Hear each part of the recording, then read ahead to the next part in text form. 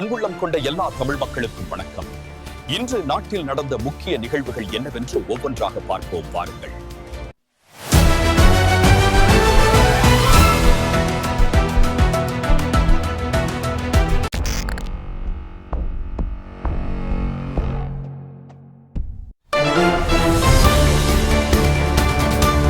விஜயிடம் CBI 2ஆம் கட்ட விசாரணை நிறைவு. மேலும் எந்த விசாரணை சம்மனும் இல்லை என தகவல். இதையடுத்து சென்னை திரும்பினார் விஜய்.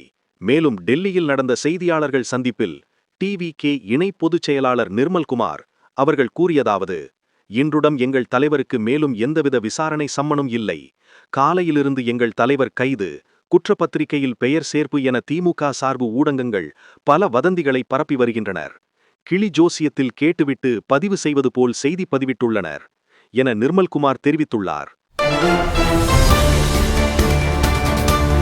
ஜனநாயகன் படத்தின் சென்சார் சான்றிதழ் வழக்கு இன்று உயர்நீதிமன்றத்தில் விசாரணை.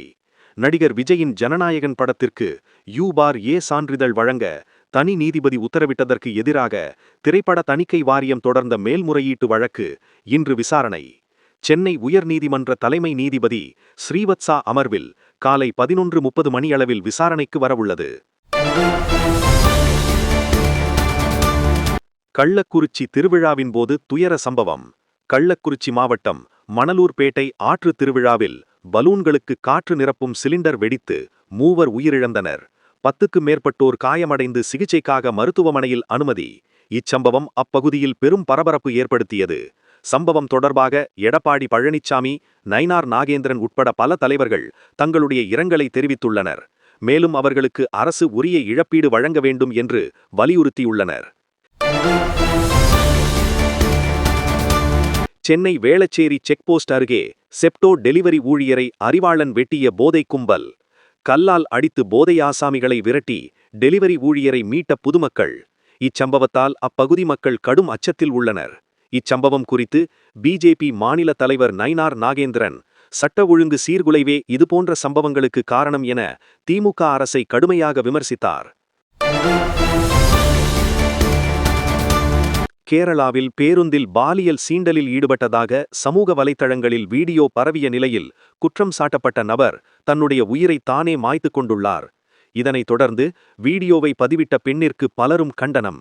ரீல்ஸ் மோகத்தால் நெரிசலான பேருந்தில் தவறுதலாக கைப்பட்டதை வேண்டுமென்றே அவர் செய்ததாக கூறிய வீடியோ பதிவிட்டு அதன் மூலம் பிரபலமாக வேண்டும் என்று எண்ணிய இந்த பெண் இவ்வாறு செய்திருப்பதாகவும், மேலும் அவரை மிகவும் இழிவுபடுத்தியதால் அவர் மன உளைச்சலுக்கு ஆளாகி தன்னுடைய உயிரை தானே போக்கிக் கொண்டுள்ளதாகவும், இதுபோன்ற பெண்கள் பாதுகாப்பு சட்டத்தை தவறாக பயன்படுத்துவதாகவும் கண்டனங்கள் எழுந்துள்ளன.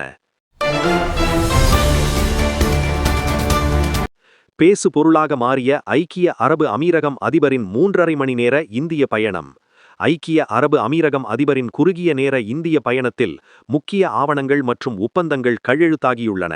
மேலும் இந்தியா மற்றும் ஐக்கிய அரபு அமீரகம் இடையே பாதுகாப்பு உறவை பலப்படுத்தும் வகையில் புதிய உத்திசார் பாதுகாப்பு ஒப்பந்தம் கையெழுத்து. தளவாட உற்பத்தி, சைபர் பாதுகாப்பு, பயங்கரவாத எதிர்ப்பு, தொழில்நுட்ப பகிர்வு, மாடிலைசார் பாதுகாப்பு போன்றவைகளில் இணைந்து செயல்பட முடிவு. குறுகிய நேர சந்திப்பில் பெரிய முடிவுகள் எடுக்கப்பட்டிருப்பதாக பலரும் கருத்து. ஒருமனதாக தேர்ந்தெடுக்கப்பட்ட பாஜகவின் தேசிய தலைவர். பாஜகவின் தேசிய தலைவராக நிதின் நபின் போட்டியின்றி தேர்வு. இன்று அதிகாரப்பூர்வமாக அறிவிக்கப்பட்டு பிரதமர் மோடி முன்னிலையில் பொறுப்பேற்க ஏற்பாடு. சபரிமலை தங்க கொள்ளை. சென்னையில் இடி ரெய்டு. சபரிமலை துவாரபாலகர் கவசத்தில் தங்கம் திருடப்பட்ட விவகாரம் குறித்து அமலாக்கத்துறை 21 இடங்களில் அதிரடி சோதனை. கேரளா, கர்நாடகா, தமிழ்நாட்டில் இடி ரெய்டு. சென்னை அம்பத்தூரில் 2 இடங்களிலும், தேவசம் போர்டு முன்னாள் தலைவர் பத்மகுமார் வீட்டிலும் இடி ரெய்டு. முதலமைச்சர் மு.க. ஸ்டாலின் தலைமையில் இன்று திமுக மாவட்ட செயலாளர்கள் கூட்டம். 500 சவரன் நகை எங்கே? திருச்சி அருகே மால்வாய் கிராமத்தில் 2009 முதல் 2024 வரை கோவில் உண்டியல் பணம் 500 சவரன் நகை கையாடல் என புகார். 2 கோடி அளவிலான உண்டியல் காணிக்கை, ரூபாய் 40 லட்சம் வரையிலான நன்கொடையை கையாடல் செய்தவர்களை கைது செய்ய கோரி ஆட்சியர் அலுவலகம் முற்றுகை. வாக்குறுதிகளை நிறைவேற்றிவிட்டோம், தைரியமாக சொல்கிறேன் என்று கனிமொழி என்பி வெளிப்படையாக தைரியமாக சொல்கிறோம். நாங்கள் கொடுத்திருந்த 505 வாக்குறுதிகளில் 404 வாக்குறுதிகளை நிறைவேற்றியிருக்கிறோம் என கூறியிருக்கிறார் கனிமொழி எம்பி அவர்கள். இதுபோன்ற தமிழகத்தின் முக்கிய செய்திகளை உடனுக்குடன் தெரிந்து கொள்ள நமது ஹர்ஷா ராக்கர் எவ்ரிதிங் சேனலை சப்ஸ்கிரைப் செய்து கொள்ளுங்கள் மற்றும் பெல் பட்டனை கிளிக் செய்யுங்கள். நன்றி, வணக்கம்.